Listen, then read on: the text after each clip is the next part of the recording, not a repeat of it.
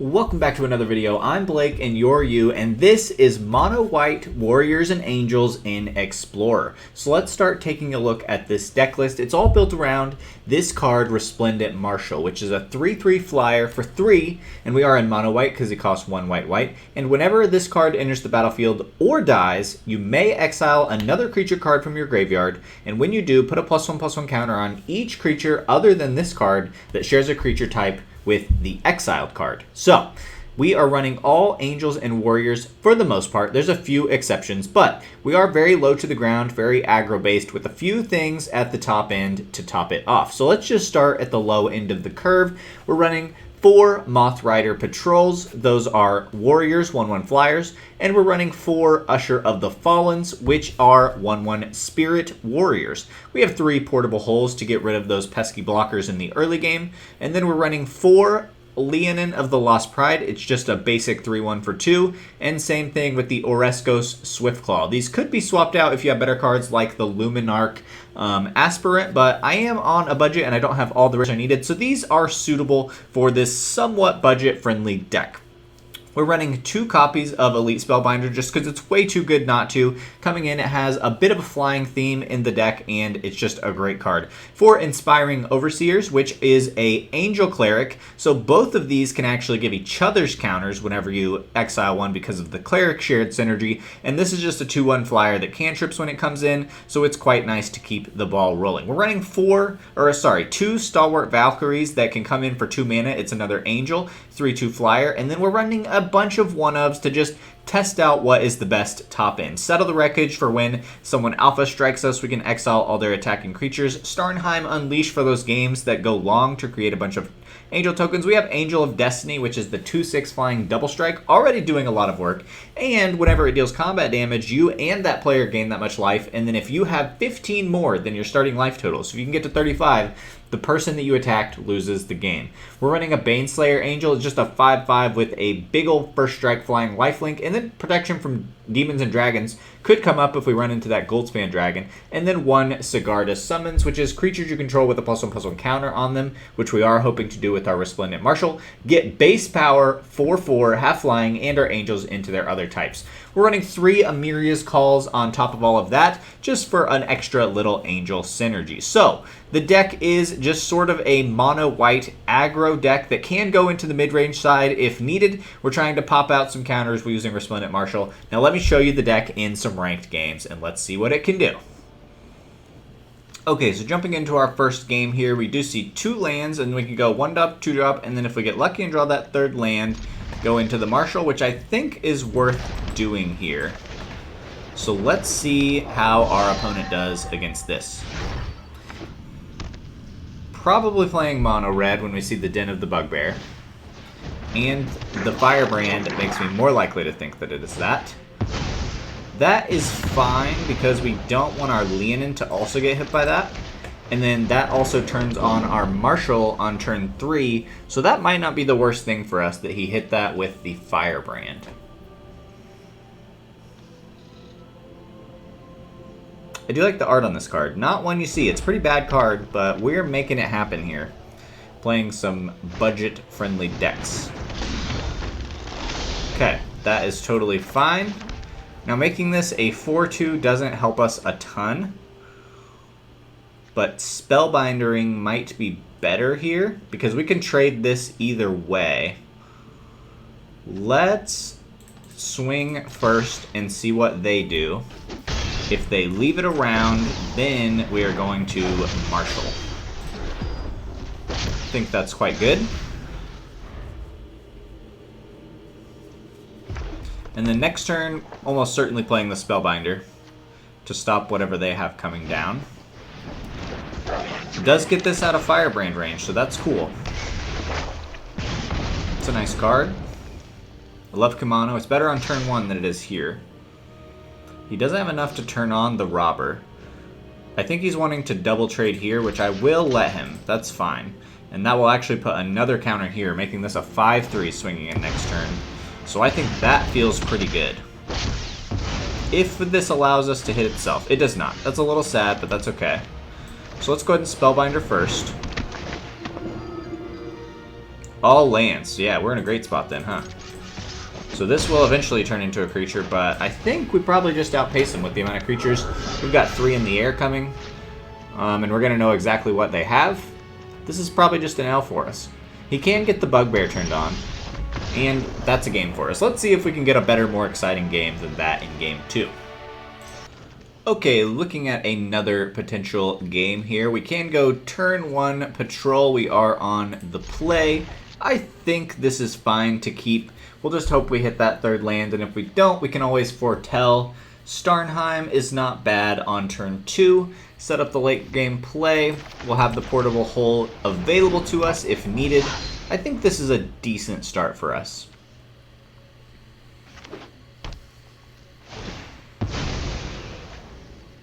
Even foretelling this and then playing it for 5, making 2 4/4s, I think feels pretty good. So that's going to be great. We'll go ahead and do this. We will get our foretell, protecting this from any hand disruption. We'll have a guaranteed Spellbinder. This turn, we are going up against life gain, it looks like. But I think Spellbinder should be pretty good against this. Enchanted creature has whenever you gain life, it just makes into Johnny's. Ishin looks to be the biggest problem here. I think I'll get rid of, make Ishin harder to cast. I think that feels pretty good. Not too... Revenge of Ravens also is probably a real target here. They're running some very budget cards. Introduction to Annihilation. Not a card I'm too worried about seeing. So, probably want to hit the Ravens. Not worried about Mirror Box. I think Ravens is actually the target here, interestingly enough. We'll get some damage. We got a lot of flyers. Anything that can fly we should hit. Portable Hull will probably end up being pretty decent here. Not sure what the Mirror Box is for. That's quite interesting, for sure. I think we just have enough damage. They're just not doing much interesting that we should be fine. I mean, especially if they play something small next turn, we just run them over. Spellbinder is really good. Just messes up all their tempo plays. They would have been able to go turn 3 Ishin, which isn't the worst thing. But they would get some interesting triggers potentially. Even if they go Ravens here, I guess Ravens is pretty obnoxious against our deck if they drew another one. But I think we probably just win. Yeah. Let's find another one. Okay, so getting into another game here. Pretty weird start. But I think double Usher the Fallen, protecting them, or letting them potentially clear the way with that portable hull is probably good enough. So this is discard a card, tap 3 zombies. I think we just go ahead and portable hull just to get some damage through, especially if they played that knowing they're going to miss their 2-drop, which could be lucky enough. We're just going to go full aggro here and hit that. Next turn, we have a nice little Overseer. We could probably swing into anything they play, unless they've got that 2-3. That's a fine trade for us, I think. See another Crypt Breaker, which is interesting. Let's go ahead and see if they want the trade. I'm not interested in making a 1-1 right now. We'll just take the trade, put out our Overseer. Trying to make sure we hit 5 lands on turn 5, and we will set that up guaranteed. Getting this out could just be enough to win us the game pretty much by itself. So turn 4 will be a little light, but that's okay.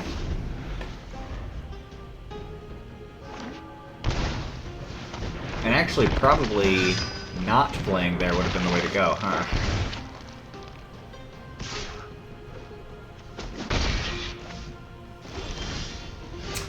So let's go ahead and get out our Angel.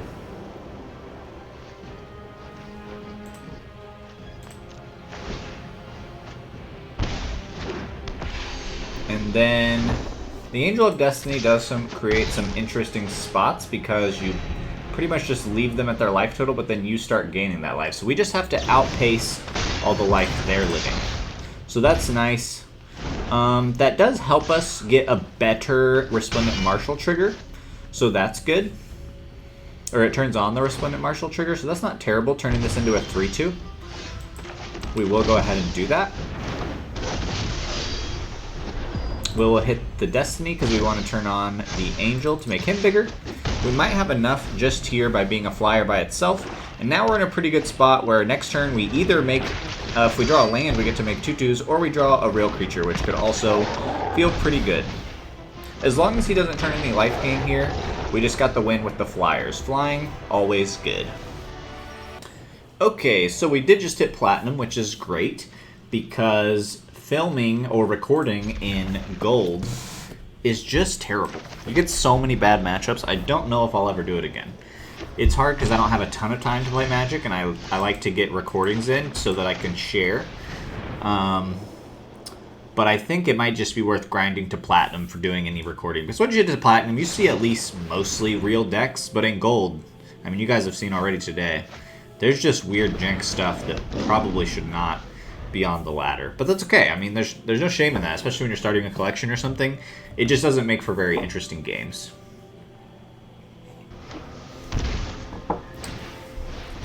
Okay. Probably playing against Phoenix.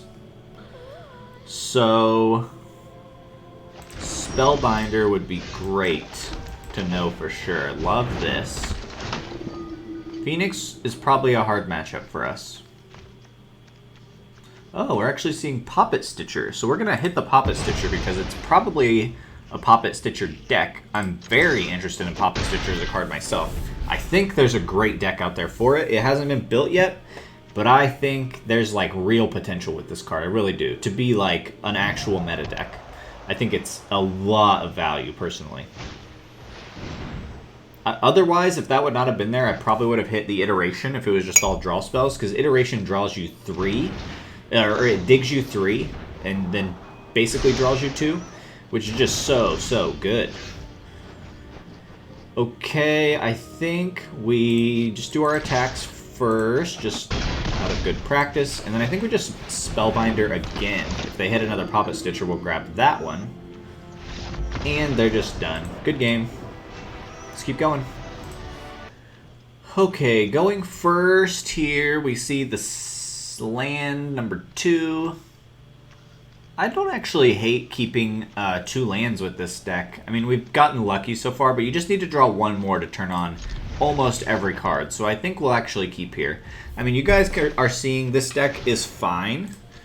I don't think it's as good as we're looking. I mean, it's like a 5-0 streak here or something with just crazy fast wins. I don't think we're actually that good. I don't think the deck is actually that good. I think we've just had some low-ranked opponents that haven't had the cards to keep up with our deck at this point. But the deck is cool.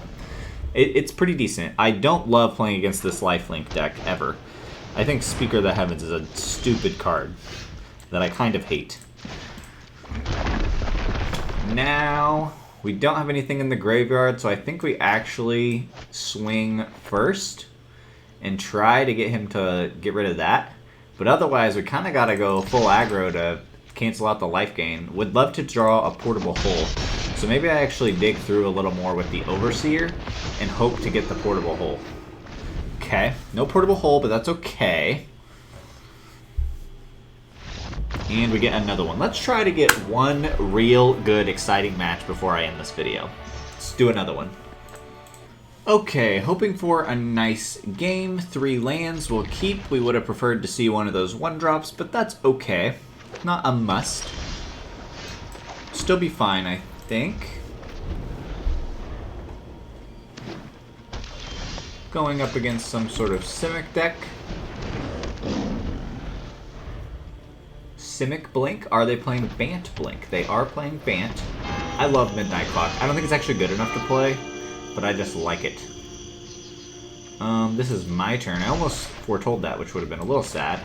I think we do the Marshal just for the extra damage compared to the Overseer. I know there's no counters to put, but I feel like we want to take advantage of this matchup and get some damage done quickly. Another life gain deck. There's nothing but life gain in the low ladder. It is obnoxious as all get out. I think Overseer is better than just making a 4/4. That's totally fine. Next turn, Angel is pretty interesting. I'm already close to just actually KOing them, so I'm actually tempted not to play the Angel. Angel puts you in a weird spot. I think I would cut this from the deck. This is more for a deck where you're actually playing around it and you have other life gain things. But it's not actually very good. It's just a big Angel that you just play. I mean, that's probably great if he actually gets that going. Are either any of those hittable? No. So I could gain 3, 4, 5, 6, 7, 8. Put me at 29. And he's gaining life too. Actually, Angel's pretty good here against a life gain deck. Because it just doesn't care if we gain them life. I mean, he's probably got synergies where it will hurt us, but now we're set up for a win next turn if he doesn't play anything that can block. Ooh! Yeah, that'll do it. That will do it. Okay. Resplendent Marshal, we don't need to do that. Won't help us that much. That hurt. That is interesting. That puts us in a weird position, that's for sure. We do at least set up a pretty big Starnheim. Really wish I could hit something. That's going to be big for them. This is interesting. Okay, I'm ready for them to play some creatures so that I can settle the wreckage and get reverse board wipe back at them. Midnight Clock is great whenever you can follow it up with a board wipe and you're just chilling. That makes it great. Ooh, this is a cool deck. Okay, I see. I see. Very cool. He gets to do a lot of cool stuff here. That's pretty sweet. Okay, so we get to do land into an Emeria's Call is pretty good. We gotta wait until the last minute to hold off for the Settle the Wreckage, I think. We also can portable hold one of these, so that'll be good. We can do this for 7 and make 3 4/4s. Is pretty nice. This is the worst size to be, though, so if we could find an answer for that, that would be ideal. Or if he would swing that in, that would be ideal. This is sweet. This is sweet. I think we could still pull it back off. I mean, the Midnight Clock is a problem, that's for sure. Let's cast this for 2. We can get rid of this. And we hope he swings everything, and we've still got a chance. Because we're going to get a big Starnheim. And if we can clear the way, then... Ooh. Nice. It's all on the ground, though, so really our only problem is Yorion. If he swings in Yorion, oh my goodness. This deck is wild. We're having an actual problem here. If he makes the mistake of swinging Yorion in, we might be able to win still. So we got a chance. Settle the Wreckage gives us an opportunity here. We can do 11 next turn. The life gain is wild. This is life gain is wild. I don't know if we can actually pull it out, but I'm willing to see what happens. I'm willing to see what happens. We can at least hit this with the portable hole is great. This is actually an important land to hit there because we can do this. I don't know if it really matters, but now we're going to... Oh! Why did I not get an attack? Oh man, creature with flying can't attack you. Well, that's game. We gotta give it to him. Well done. Well done, Lacerian Creations. Okay, we did finally meet our match there, but that's okay. Sometimes you just play cool, good decks. They had that one important destroy spell that killed everything, but now we're getting another game here against Vagrant Panda. The plan is to go turn 1 tapped land because we don't need portable hole, turn 2 Swiftclaw, and then turn 3 Overseer. I think is a pretty good plan.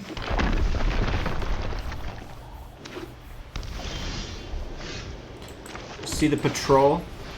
It's irrelevant now because we want to play out on curve. Overseer turn 3 actually feels pretty solid. Whenever an angel controls anything with angels and gaining life, I am afraid of. So let's go ahead and hit it with the portable hole. We'll set up that Overseer for next turn, probably. Or we can even go Valkyrie. Overseer is just better to draw a card, probably still, even though you could play that on curve, technically.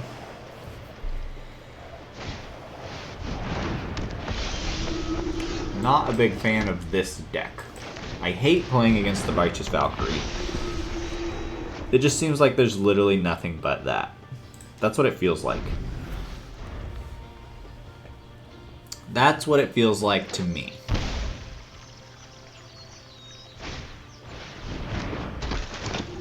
Yeah, this is terrible. The Angel Cleric deck that's life gain with Giada, it's so brutal to play against. I would say it's not even really a budget deck either. Like, it's just a good deck that I'm incredibly annoyed by.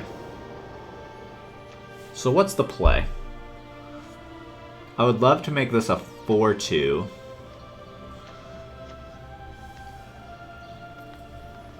I don't even know what the play is. I guess we just play this and then wait and see. Feels like a stalemate, but they're just going to gain life and make a bunch of spirits, and then this thing's going to get pumped up because they're going to be at 27, and then this is going to make all their angles just gigantic. I just feel like we can't actually win here. Yeah, this is just going to get out of control.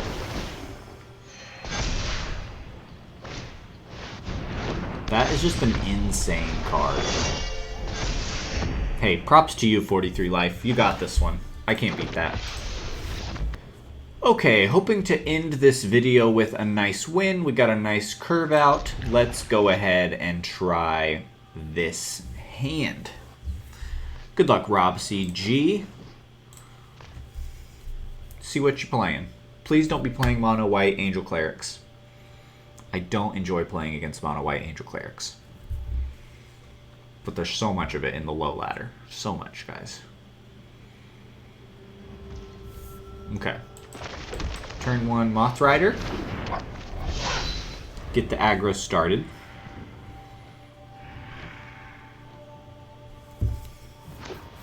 Some lovely art of riding the giant moth. Oh boy. I hate it.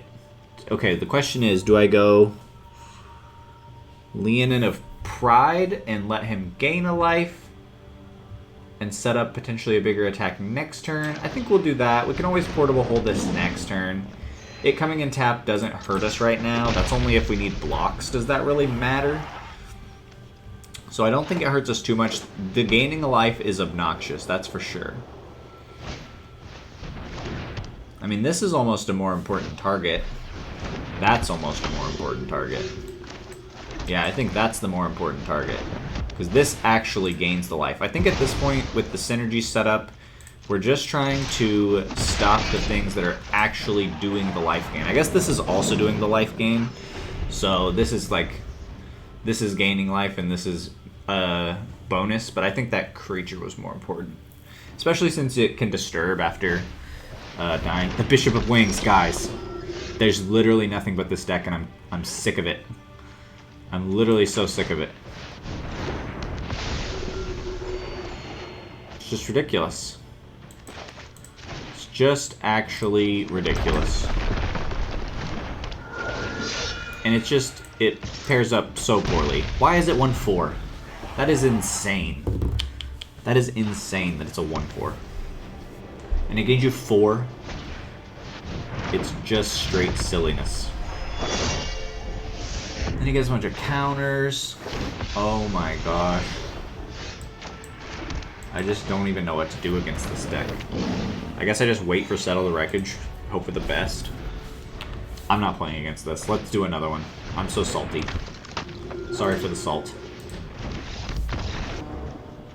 Okay, let's see. Siva, if you play a Bishop of Wings on turn 2, I'm conceding. Just letting you know. Let's see what they have. Turn 1 Mothrider. See if we're repeating. I'm going to guess he's going to play the 1-drop Vigilance, tap, gain a life. If you have 7 more, you make an Angel. Black. Okay. It might not be Angels. It might not be life gain. It could still be Orzhov life gain, but it doesn't have to be. Leonin. It's good. We cool? We cool. Love it. Love it. Let's go.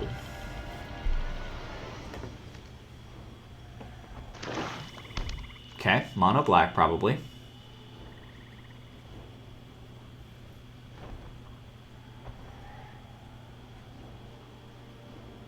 They're thinking about hitting the Leonin probably. Sure. Sure. It's kind of fine. Let's see what we can find. Settle the Wreckage is better in the games to go long. It's not great. You want it to be like your 12th or 13th card you draw, ideally, because right now it's just not going to do anything. It's just going to sit here unless they take over the game again, which is unfortunate.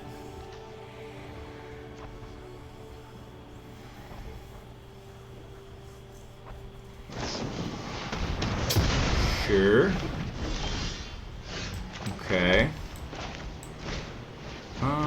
Yeah, it's a little sad, a little slow. But if we can get up to 7 and get Emeria's call off, you know, it's whatever. At this point, we might just be waiting till they play 3 or 4 creatures that we can settle. It's a discard mill. It's a discard deck. Yeah, I'll just lose your 3 life, man. Ooh. Okay. This is sad because I don't have a way to get the counters on them yet. And I do have a warrior, so if I can draw a Resplendent Marshal, then we're in business. Ooh. I think I just have to hold on to the summons. I think that's the only card that could eventually do good work. This is an interesting deck. They probably also try to run the other side of Tegrid as well. A land would have actually been better. That is sad. Sad, sad, sad. This can only tap creatures, which is unfortunate. Don't know how we get out of this one. Oh my gosh. This is brutal. Don't know how, we probably have a way to discard. It's probably got that duress, you know.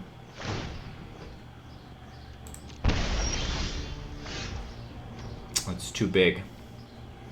We'll discard that next turn, probably.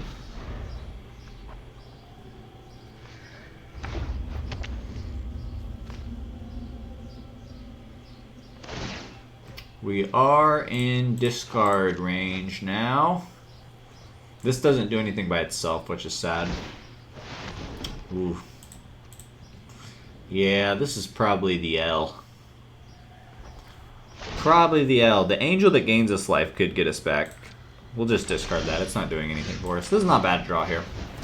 Gain us a life. Gets us a creature on board. I guess 6 might come up. We'll see. They can't force the discard that way. Not feeling too good, though. Invoke Despair. Sweet card. I do love to see it. This deck was cool. Props to you. It's pretty sweet. Making me look like a budget chump. I'll give it one more draw, and if we don't draw something that looks like it could bring us back, we'll give it in. This is the one card I thought might actually bring us back in a way, because it can gain us 4 a turn. He probably just has a kill spell, though. I mean, they just have so much more card advantage than us. He also can actually just activate this twice, and I lose. Yeah, I think they just have the win. Yep, well done. Good game. Good game.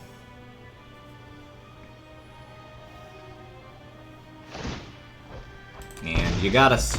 You got me. Okay, going first, seeing Emeria's call does help. I think we can keep this. Turn 3 Spellbinder always feels really good, too. Especially on the play. I do love me a Spellbinder turn 3 on the play. Yeah, this deck really, if you just shore up the 2-drop slot, probably 4 copies of Luminarch Aspirant and then any other better 2-drop, and the deck is actually probably pretty sweet. This will help give us a nice blocker. They might even be willing to trade. The Knight can get pretty bad if you let it go too long. Sure, makes sense. That makes sense. We'll pay our 3 life. I'm going to get my Spellbinder out to stop your turn 3. So they are straight Orzhov, it looks like. And yeah, we'll hit that Murdius Rider and make you play only your big stuff next. That feels good.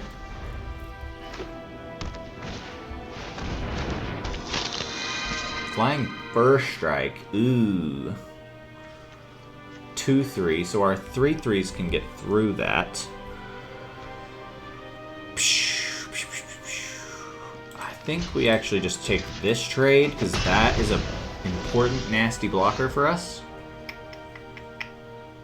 And then let's put this in. I do actually want my Mothrider down first, so we're going to pay the life for that. This is a warrior. I have a warrior in there. We have a good blocker here to stop this from dealing combat damage.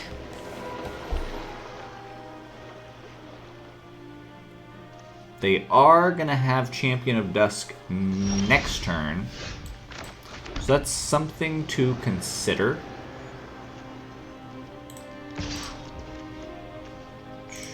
They'll probably let this through because they want a free attack next turn, but they don't know about the old Baneslayer Angel.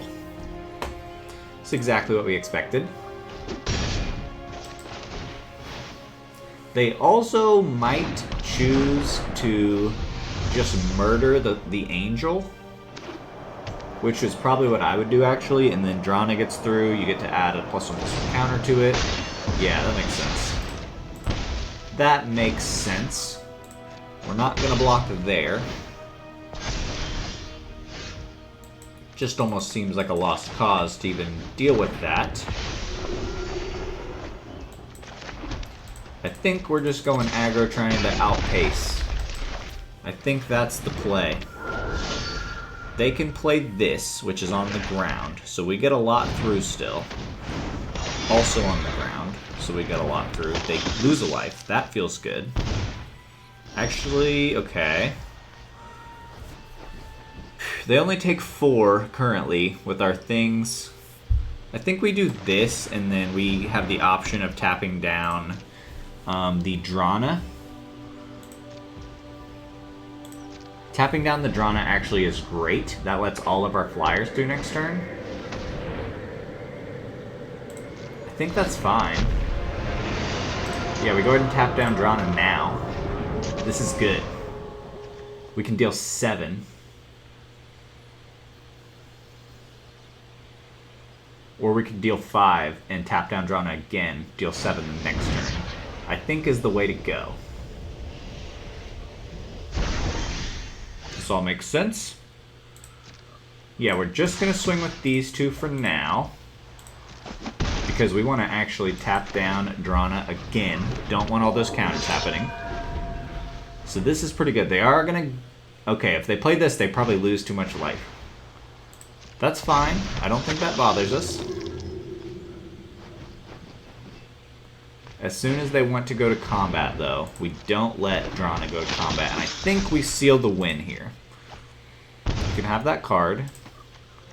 Now, we tap down Drana. We've got 3 blockers. We don't even care because we have free attacks coming at you next turn.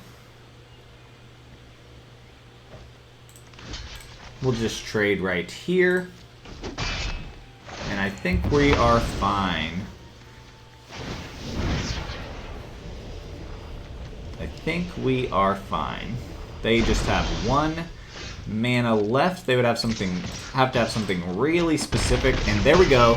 Thank you guys for joining me on this video. It's been a fun one. This is a good deck to look at if you're looking at playing on a budget-ish or you like mono white. I'll see you in the next one, my friend.